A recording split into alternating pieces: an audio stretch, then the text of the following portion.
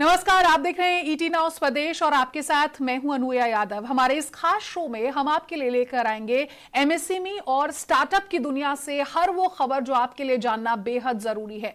MSME देश का वो सेक्टर है जो जीडीपी में 29% का योगदान करता है और साथ ही रोजगार का भी सबसे बड़ा जरिया है। 2024 तक सरकार के $5 ट्रिलियन अर्थव्यवस्था के मिशन को साकार करने के लिए इस क्षेत्र का जीडीपी में योगदान बढ़ाकर 50% तक करने की जरूरत है और यही वजह है कि सरकार का फोकस इस सेक्टर की तरफ बढ़ा भी है। एमएसएमई कारोबारियों को केंद्र सरकार और राज्य सरकार की तरफ से कई तरह के प्रोत्साहन भी दिए जा रहे हैं, लेकिन पिछले एक साल में कोविड-19 के कारण इस सेक्टर की जो तस्वीर बदली है उसे कैसे सुधारा जा सकता है, इस पर बातचीत के लिए मेरे साथ जुड़े हैं chief economic advisor doctor Krishnamurthy Subramanian. Thank you so much sir हमारे साथ इस खास कार्यक्रम में जुड़ने के लिए। और सबसे पहले आपसे मैं यही जानना चाहूंगी सर कि इस पैंडेमिक के कारण इस सेक्टर ने बहुत नुकसान झेला है। अब हम ऐसी स्टेज पर हैं जहां एक्सपर्ट्स मानते हैं कि थर्ड वेव हिट कर सकता है। एक तरफ बड़ी कंपनियों ने फिर भी प्रॉफिट बुकिंग की है सर, लेकिन एमएसएमई सेक्टर की अर्निंग्स में 50% तक की कमी आई है और क्रेडिट अवेलेबिलिटी और लिक्विडिटी को एक बड़ा चैलेंज माना जा रहा है। आप क्या कहेंगे? नमस्कार अनुया जी। यदि आप जो हमने नीतियां जो अपनाई हैं उसको देखें तो उसका एक केंद्र बिंदु जो क्रेडिट गारंटी स्कीम है, जो कि पिछले साल जो आत्मनिर्भर भारत का जो अभियान था उसमें लाया गया था, ये बहुत ही अहम है। इसमें पिछले साल 3 लाख करोड़ तक की ऋण दी गई और ये सारे छोटे कंपनियों को दी गई।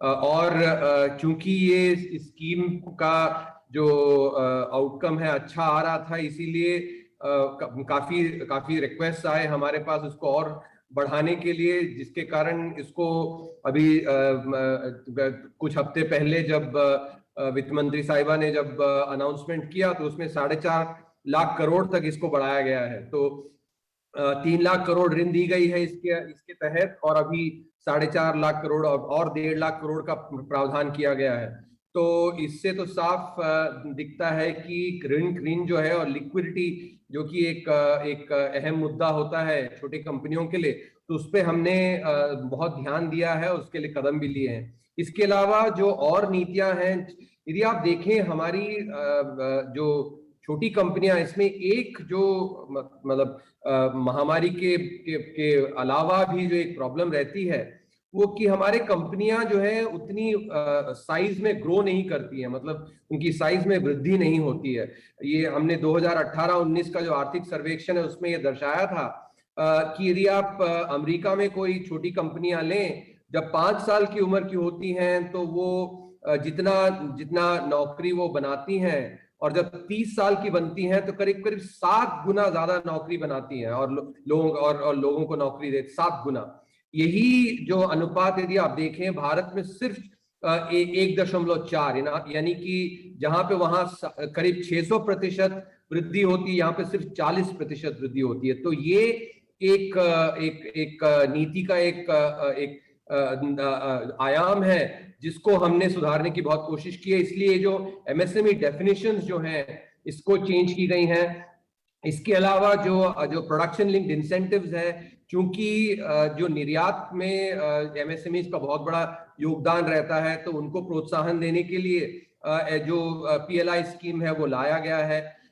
और इसके अलावा जो श्रम कानून है, श्रम कानून के कारण भी काफी दिक्कतें आती हैं हमारे छोटे कंपनियों को। और विशेषतः जो ईज ऑफ डूइंग बिजनेस है, बड़ी कंपनियां तो ईज ऑफ डूइंग बिजनेस को किसी तरह एक्चुअली उसमें यदि दिक्कतें हैं तो वो दिक्कतों को सुलझा लेती हैं, लेकिन छोटी कंपनियों पे बहुत ज्यादा असर पड़ता है, इसलिए इस पे हमने बहुत ध्यान दिया है। तो यदि आप देखें पिछले 2 साल 2.5 साल में हमारा जो फोकस रहा है वो छोटी कंपनियों पर रहा, ताकि जो प्रमोटर्स हैं छोटे कंपनी के वो अपने कंपनी को बढ़ाएं, उससे अपना मुनाफा तो कमाए ही, उसके साथ ही साथ एक्चुअली देश को भी योगदान दें, ताकि वो नौकरी बना के, क्योंकि हमारी अर्थव्यवस्था में नौकरियों का बहुत अहम महत्व है। इसीलिए हम साफ इन इन इन इन सब मुद्दों से आपको मैं बता सकता हूं कि छोटी कंपनियां हमारी केंद्र बिंदु हैं और रहती और रहेंगी। जी जी। डॉक्टर सुब्रमण्यम, आपने पीएलआई स्कीम की बात की है। 13 सेक्टर्स ऐसे हैं जो इस एक्चुअली पीएलआई स्कीम के तहत आते हैं और खुद प्रधानमंत्री नरेंद्र मोदी भी बहुत बार इसका जिक्र कर चुके हैं। जाहिर तौर पर मकसद यही है कि प्रोडक्शन तो बढ़े ही, मैन्युफैक्चरिंग को बढ़ावा मिले, एम्प्लॉयमेंट को भी बढ़ावा मिले सर। लेकिन फिर भी सर, इस स्कीम के बहुत सारे चैलेंजेस हैं। फाइनेंशियल कैपिटल ऑन इंसेंटिव्स हो या फिर हायर मैन्युफैक्चरिंग कॉस्ट हो, कंपटीशन से अगर उसकी तुलना की जाए तो क्या इस दिशा में कोई कदम उठाए जा रहे हैं इस समस्या से निपटने के लिए? हाँ, इसमें मैं 3 बिंदुओं पे रोशनी डालना चाहता हूँ। पहला, जैसे मैं कह रहा था कि हमारे कंपनियां जो हैं काफी छोटी रहती हैं और इसके कारण जो उनकी जो प्रोडक्शन है, कॉस्ट ज्यादा होती हैं, जिसके कारण वो कॉम्पिटिटिव नहीं हो पाती हैं। जब यदि आप अर्थशास्त्र में, बिजनेस में देखें तो एक जो बहुत अहम मुद्दा होता है वो इकोनॉमीज ऑफ स्केल। यानी कि जब एक कंपनी 100 करोड़ की टर्नओवर की होती है, उसके मुकाबले यदि 1000 करोड़ की टर्नओवर की हो जाए तो उनके जो फिक्स्ड कॉस्ट हैं वो 1000 करोड़ में बढ़ जाती है, ना कि 100 करोड़ में। तो इससे जो उनकी जो कॉस्ट ऑफ प्रोडक्शन में जो कमी आती है वो कॉम्पिटिटिव बनाती है। तो इसीलिए कंपनियों को उनको जो इंसेंटिव्स हैं ताकि वो बढ़ें और साइज में बढ़ें, तो उसमें वो पहला हमारा प्रयास रहा है।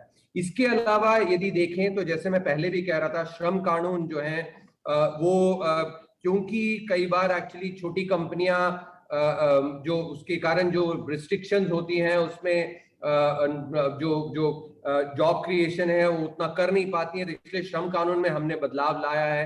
तीसरा, यदि देखें तो जो 2 मुख्यतः जो खर्च होते हैं छोटी कंपनियों के मैन्युफैक्चरिंग में, वो है लॉजिस्टिक्स कॉस्ट, यानी कि माल को एक जगह से दूसरे जगह भेजने में जो खर्च आती है लॉजिस्टिक्स कॉस्ट, और तीसरी है जो आपकी पावर कॉस्ट है, जो एक्चुअली बिजली की खर्च होती है। और इसमें दोनों में हमने एक्चुअली रिफॉर्म्स अभी ला रहे हैं, पावर सेक्टर रिफॉर्म्स। एक्चुअली वो बिल जो आगे सेशन है उसमें आएगा। और इसके अलावा जो बजट में, इस साल के बजट में जो इंफ्रास्ट्रक्चर में जो निवेश का प्रावधान किया गया है, ये इन्हीं 2 सेक्टर्स में केंद्रित है, आपका रेलवेज और रोड्स, ताकि लॉजिस्टिक्स की कॉस्ट कम की जाए, और पावर सेक्टर ताकि जो पावर कॉस्ट है उसको उसमें कमी लाई जाए। तो ये 3 चीजें जो हैं, इकोनॉमीज ऑफ स्केल जिससे कि कॉस्ट ऑफ प्रोडक्शन कम होगा, दूसरा लॉजिस्टिक्स कॉस्ट और पावर कॉस्ट को कम करना, ये सारे छोटे कंपनियों के लिए ज्यादा इंपॉर्टेंट है, क्योंकि छोटी कंपनियों की जो मार्जिन होती है वो बहुत ज्यादा नहीं होती। बड़ी कंपनियों की मार्जिन कई बार एक्चुअली ज्यादा होती है। तो इसीलिए जो कॉम्पिटिटिवनेस जो आता है, यदि उनकी जो खर्च है जो अनुपात में उनके सेल्स के अनुपात में यदि वो कम हो जाए, तो ये जो विदेश बाजार में एक्चुअली ज्यादा अच्छा उसमें प्रतिस्पर्धा कर सकती हैं। तो ये 3 बहुत अहम है जिसपे हमने ध्यान दिया है और इसका फल जरूर आएगा। कुछ समय लगता है क्योंकि ये सब बहुत ही अहम और बहुत बड़े कदम हैं, जिसका प्रभाव आने में थोड़ा समय लगता है, लेकिन प्रभाव जरूर आएगा। Dr. Subramaniam, we all have seen China's crackdown on tech companies. क्या आपको लगता है कि आने वाले दिनों में देश में निवेश बढ़ सकता है इस क्षेत्र को लेकर, खास तौर पर? एक दो चीजें हैं जिसमें ध्यान देना चाहता हूं, क्योंकि आपने प्रश्न पूछा है चाइना और उसके विपरीत जो भारत की जो रणनीति है उसको दर्शाने के लिए। एक ये कि जो जैसे हमने 2020 के आर्थिक सर्वेक्षण में लिखा था कि अर्थ और जो अर्थशास्त्री, वेल्थ एंड वेल्थ क्रिएशन, जिसको कि हमारे देश में कई बार एक्चुअली उसको बून न मान के, बेन मतलब उसका फायदेमंद एक कॉन्सेप्ट ना मान के उसको हमने एक्चुअली काफी उसको दुत्कारा है, और उसमें काफी बदलाव भी आ रहा है। क्योंकि यदि आप देखें भारत के इतिहास में हमने हमेशा जो आपके जो पुरुषार्थ है, धर्म अर्थ काम मोक्ष, उसमें अर्थ जो है एक बहुत बड़ा पुरुषार्थ हमने माना है। और ये जो सोशलिस्ट ईरा जो आया था, ये तो एक्चुअली भारत के डीएनए के अनुरूप नहीं है। और वेल्थ क्रिएशन को और बढ़ावा देना वही हमारे डीएनए में रहा है। तो ये एक बहुत बड़ा बदलाव आया है। और इसको मैं चाइना में जो जो जैसे जो बदलाव आ रहे हैं उससे मैं उसका फर्क दिखाना चाहता हूं कि चाइना में एक्चुअली वो वेल्थ क्रिएशन टेक सेक्टर में उसमें काफी ऐसे डैमेजिंग स्टेप्स ले रहे हैं। इसके विपरीत भारत में हम एक्चुअली उनको एनकरेज कर रहे हैं। काफी सारे हमने रिफॉर्म्स लाए हैं पिछले 2-2.5 साल में, ताकि निवेश बढ़े। जो वर्चुअस साइकिल पे जो जिसके बारे में हमने लिखा था 2018-19 की आर्थिक सर्वेक्षण में, जो कि बजट में भी इस बार एक्चुअली उसका जिक्र था, तो उसको बढ़ावा देने के लिए, निवेश को बढ़ावा देने के लिए हमने काफी सारे कदम लिए हैं। जो आप फाइनेंशियल सेक्टर में देखें तो बैड बैंक का जो क्रिएशन है, उसके अलावा जो डीएफआई, डेवलपमेंट फाइनेंशियल इंस्टीट्यूशन, जो कि इंफ्रास्ट्रक्चर निवेश के लिए बहुत महत्व रखता है, ये सब जो कदम हमने लिए हैं, इसका अच्छा असर आ रहा है। यदि आप पिछले तिमाही में, जो चौथी तिमाही थी पिछले साल की, उसमें देखें तो जीडीपी के अनुपात में जो निवेश था करीब 34% था। और ये पिछले 6.5 साल में सबसे ज्यादा था, रिकॉर्ड था पिछले 6.5 साल में। तो ये जो कदम लिए गए हैं, इनका प्रभाव दिखा है। ये इस तिमाही में थोड़ा उसमें कमी आया, भले ही 55% वृद्धि हुई पिछले साल के मुकाबले, वो थोड़े कम बेस के कारण आया था। लेकिन आगे चलते मेरा ये विश्वास है कि निवेश और बहुत बढ़ेगा, क्योंकि आपने जो देखा है, जो हमारे जो कंपनी है, कॉर्पोरेट सेक्टर, उन्होंने अपना कर्ज कम किया है और प्रॉफिटेबली भी हुए हैं, जो कि निवेश के लिए बहुत अच्छा संकेत है।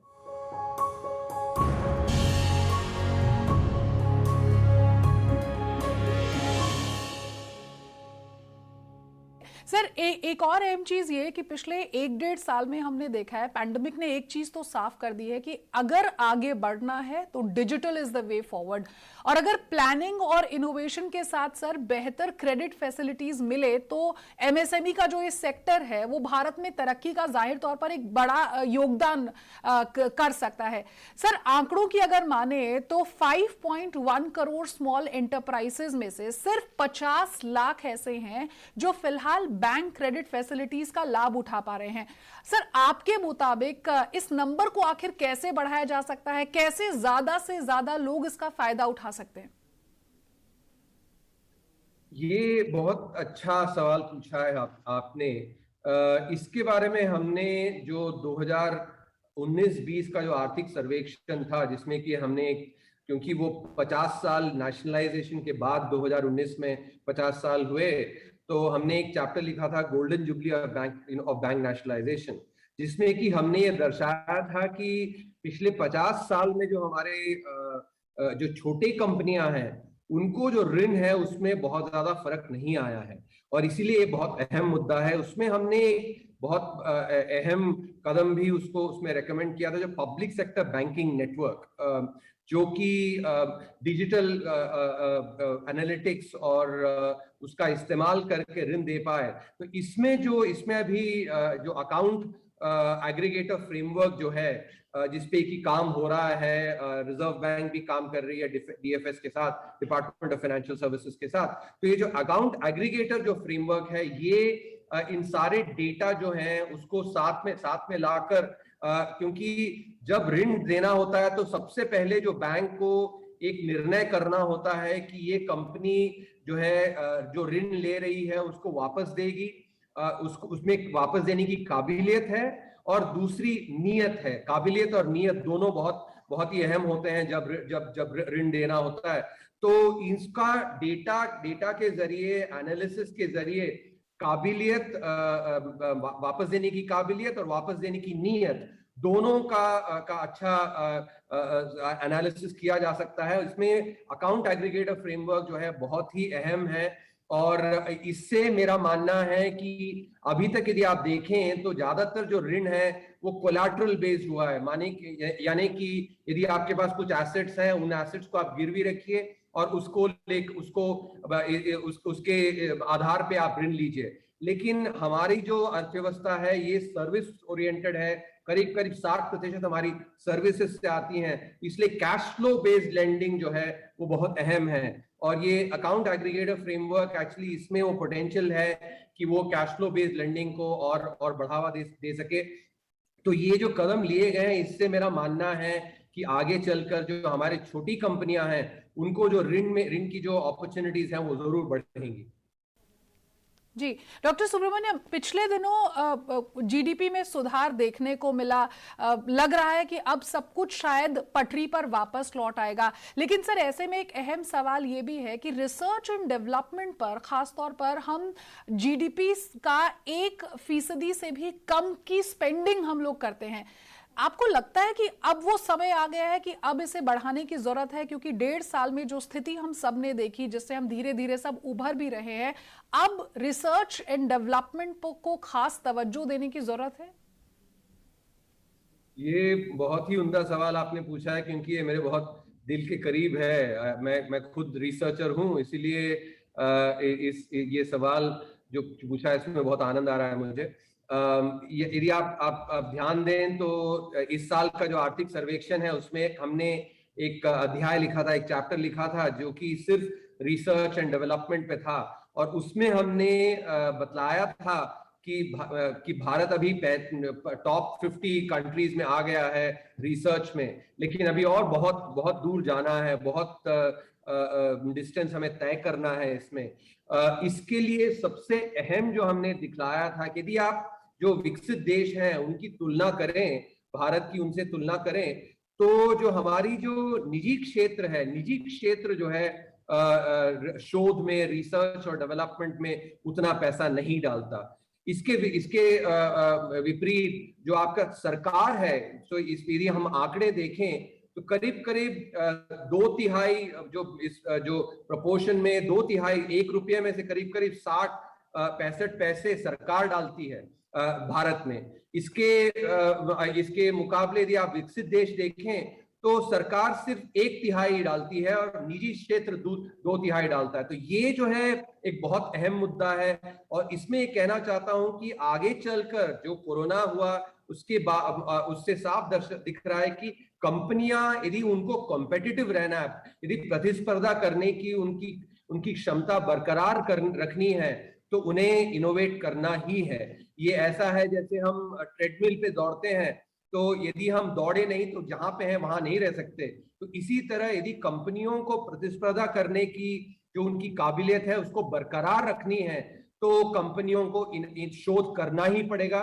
और ये जो मायोपिक माइंडसेट जो रहता है कि आज की तारीख में जो भी पैसा आ रहा है उसको ले लूं, मैं डिविडेंड्स आ रहा है ले लूं, ये माइंडसेट ही इसका एक्चुअली एक मूल कारण है जिसके कारण निजी क्षेत्र इतना शोध में नहीं डालता। ये इसके लिए एक्चुअली एक दूरदर्शी माइंडसेट की बहुत जरूरत होती है। जी जी, क्योंकि सर आप यहाँ पर है, लगातार आप वी शेप रिकवरी की बात करते आए हैं। पिछले दिनों जो आंकड़े आए वो भी शायद उसी दिशा में दिखाते भी हैं कि अब सुधार दिखता नजर आ रहा है। सर, तो क्या आप मानते हैं कि अब वो समय आ गया है जब रिकवरी हम सस्टेन कर लेंगे, बुरे दिन पीछे छूट गए हैं, अब आगे आने वाले दिन बहुत ही बेहतर होने वाले हैं, खुशहाल होने वाले हैं? ये तो लगता है मुझे, लेकिन क्योंकि महामारी का दौर अभी पूरा खत्म नहीं हुआ है, तो इसीलिए सावधानी जो है वो बरतना अभी भी जरूरी है। जो कोविड प्रोटोकॉल्स हैं उनको बरतना जरूरी है, लेकिन वो कैवियट के साथ में ये जरूर कहूंगा कि रिकवरी जो है वी शेप्ड हुई है। दूसरी लहर के बावजूद, और दूसरी लहर बहुत ही बहुत असर कर गई हेल्थ सेक्टर में, लेकिन उसके बावजूद जो अर्थव्यवस्था है वो काफी अच्छा उभरी है। 20.1% का जीडीपी ग्रोथ का आंकड़ा आया है। तो साफ है कि वी शेप रिकवरी जो कि हमने 1 साल पहले कहा था, और आपको ध्यान होगा जब हमने उसका प्रेडिक्शन किया था तो बहुत लोग उसमें काफी शंका प्रकट कर रहे थे, लेकिन जैसा हमने कहा वैसे आया है। तो आगे चल के भी मेरा ये प्रेडिक्शन है कि और तेजी आएगी। इस साल जो मेरा अनुमान है कि हमारी जो ग्रोथ है वो डबल डिजिट में होने की काफी संभावना है। आगे साल जो 2023 में करीब 6.5 से 7% तक की वृद्धि का अनुमान हम लगा रहे हैं, और उसके आगे इस दशक में भारत करीब 7.5% तक का औसताना वृद्धि दर रहेगा। ये हमारा ये सिर्फ अनुमान नहीं है, एक्चुअली हमारे कैलकुलेशंस हैं, जिससे हम ये विश्वास के साथ कह सकते हैं कि ये दशक जो है भारत का दशक रहेगा वृद्धि दर के, क्योंकि शायद और भारत सबसे ज्यादा विकास दर दर्ज करने वाला देश होगा इस दशक में। सर उम्मीद यही करते हैं हम भी, और बहुत अच्छा लगा आपसे सुनकर। और आखिर में डॉक्टर सुब्रमण्यम, बस एक आखिरी सवाल आपसे ये कि जो स्टार्टअप इकोसिस्टम है सर, उसकी तरफ लोगों का रुझान बहुत बढ़ता जा रहा है, बहुत सारे युवा जो है वो स्टार्टअप की ओर आकर्षित हो रहे हैं। सर क्या ऐसा समझा जाए कि आने वाले दिनों में एमएसएमई सेक्टर की तरह ये सेक्टर भी अर्थव्यवस्था में बड़ा योगदान साबित हो सकता है? हाँ, एक चीज मैं कहना चाहता हूं कि जैसे आपने उम्मीद की बात की, मैं ये जरूर दोहराऊंगा कि मैं जो उम्मीद देता हूं वो आंकड़ों के आधार पर देता हूं, न कि मैं मतलब हवाबाजी नहीं है ये, साफ साफ, क्योंकि हम यहाँ पे आंकड़ों को बहुत ही ध्यान से उनका विश्लेषण करते हैं, और उसके आधार पे हम जो उम्मीद की मैंने बात की है वो आंकड़ों के आधार पर है। तो ये मैं साफ कर दूं। दूसरी बात जो आपने स्टार्टअप्स की बात की है, इसमें यदि आप ध्यान दें तो सीएनबीसी की एक रिपोर्ट आई, क्रेडिट स्विस की रिपोर्ट आई थी, माफी चाहूंगा, क्रेडिट स्विस की, जिन्होंने दिखाया था कि करीब 100 से ज्यादा यूनिकॉर्न्स बने हैं, और ये सरकार की नीतियों के कारण है। क्योंकि यदि आप 7 साल पीछे जाएं तो 2014 में जो हमारी स्टार्टअप सिस्टम थी वो एकदम तहस नहस हो चुकी थी, क्योंकि जो क्रोनी पॉलिसीज जो उससे 2014 से पहले फॉलो की गई, क्रोनी पॉलिसीज तो सिर्फ जो वहां जो इनकम्बेंट कंपनियां होती हैं उन्हीं को फेवर करती हैं, तो स्टार्टअप्स का तो बेसिकली तहस नहस हो चुका था। लेकिन जो इस सरकार ने जो नीतियां अपनाई हैं उसके चलते इतनी अच्छी जो वृद्धि आई है।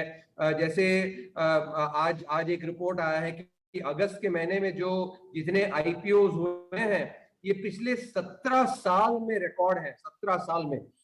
तो ये दर्शाता है कि कितना वाइब्रेंसी आया है हमारे स्टार्टअप इकोसिस्टम में। और ये स्टार्टअप इकोसिस्टम बहुत ही महत्वपूर्ण है, क्योंकि जब कोई एक व्यक्ति नौकरशाही बनता है तो सिर्फ अपने लिए नौकरी देता है, और 4-5 लोग जो अपने उसके परिवार हैं उनका उद्धार होता है। लेकिन जब कोई एक एंटरप्रेन्योर जब एक कंपनी शुरू करता है, 1000, 2000, 3000, शायद 10,000 लोगों को नौकरी देता है, तो उससे 10,000 परिवार जो है समृद्ध बनते हैं। तो इससे जो अच्छा काम जो एंटरप्रेन्योर करता है तो वो तो अपने लिए करता ही है, लेकिन बाकी लोगों के लिए भी बहुत ही अच्छा एक काम करता है। तो जिनमें ऐसी काबिलियत है और जिनमें ये स्टार्टअप का इंक्लिनेशन है, वो अभी ये जो अवसर है इसका भरपूर फायदा उठाएं। यही मेरा विश्वास है, ताकि वो अपने लिए भी और बहुत सारे और परिवारों के लिए भी समृद्धि लाएं। बिल्कुल सर, स्टार्टअप इकोसिस्टम हो या फिर एमएसएमई का ये सेक्टर हो, बहुत सारे लोगों को रोजगार भी मिलता है और साथ ही साथ देश की तरक्की में भी बड़ा हाथ इनका रहता है। बहुत बहुत शुक्रिया डॉक्टर सुब्रमण्यम आपका हमारे साथ जुड़ने के लिए, इस बातचीत के लिए आपने समय निकाला सर, बहुत बहुत शुक्रिया। नमस्कार। तो चलिए इस खास शो में फिलहाल इतना ही। खबरों का सिलसिला लगातार जारी रहेगा, आप देखते रहिए ET न्यूज़ स्वदेश।